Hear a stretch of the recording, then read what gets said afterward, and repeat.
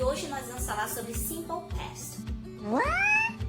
O que é o Simple Past? O Simple Past é um tempo verbal usado quando nós estamos falando sobre algo que aconteceu no passado. Então é uma ação que aconteceu e acabou. Então quando você fala assim, semana passada eu vi um filme muito bom.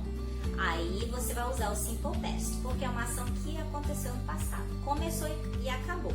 Ou você fala assim, ano passado eu visitei a minha amiga na Bolívia. É uma ação que começou no passado e acabou. Esse é o Simple Past.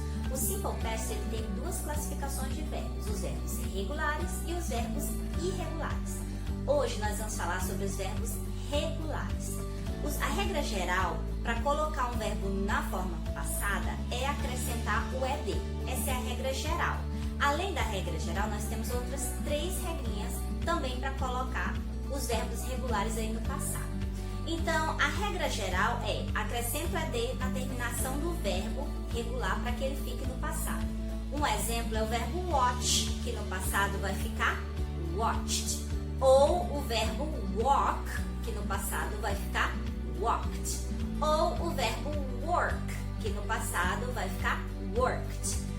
Além da regra geral, eu tenho também a regra dos verbos que terminam na vogal E. Então, se o seu verbo é regular e termina na vogal E, você não vai acrescentar o ED, você só acrescenta o D. Então, um exemplo é o verbo dance, que no passado vai ficar danced. Ou o verbo love, que no passado vai ficar loved. Ou o verbo like, que no passado vai ficar liked. A segunda regra é relacionada aos verbos que terminam em Y precedidos de consoante, ou seja, um verbo que termina em consoante Y, que é o exemplo do verbo study. Quando o verbo termina em consoante Y, eu vou retirar o Y e acrescentar IED na sua terminação. Então, study no passado vai ficar studied. Ou o verbo cry, que termina em Y e tem uma consoante antes do Y, vai ficar cried. Essa é a regra dos verbos que terminam em consoante Y, tá? Não confundam, gente. Por exemplo, o verbo play.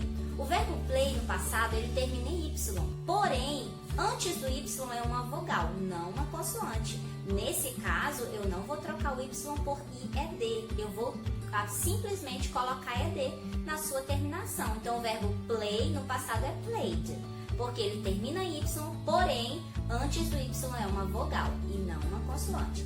Para que você possa tirar o Y e colocar IED, o verbo precisa terminar em consoante Y, tá?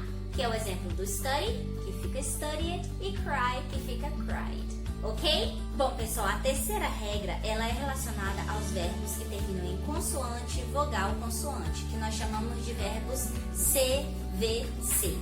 Esses verbos, quando passados para o passado, a gente repete a última letra do verbo e coloca o ED, acrescenta o ED. Por exemplo, o verbo shop, no passado, ele vai ficar shopped, porque ele termina em consoante, vogal, consoante. Mas tem uma regrinha muito importante sobre esses verbos. Você só vai aplicar essa regra se o verbo tiver somente uma vogal. No caso, shop, só tem uma vogal, que é a vogal O. Então, não esqueçam dessa regra. Você só passa o verbo para o passado se ele terminar em consoante, vogal, consoante e se ele tiver somente uma vogal, tá? Então, shop, no passado, shopped. Plan, no passado, vai ficar planned. Repito a última letra e acrescento o ED, ok? Então, essas são aí as 3 regrinhas principais. Ok. No Simple Past, é muito comum nós usarmos expressões do tipo yesterday, last week, last month, last year, years ago, para nos referirmos ao passado. Então, essas expressões elas são muito comuns. Na forma estrutural afirmativa do Simple Past, nós temos sujeito, verbo no passado e complemento. O complemento é qualquer informação que você quiser acrescentar aí na sua frase, tá? Então, por exemplo, se você quiser falar assim, eu estudei sábado passado. I studied last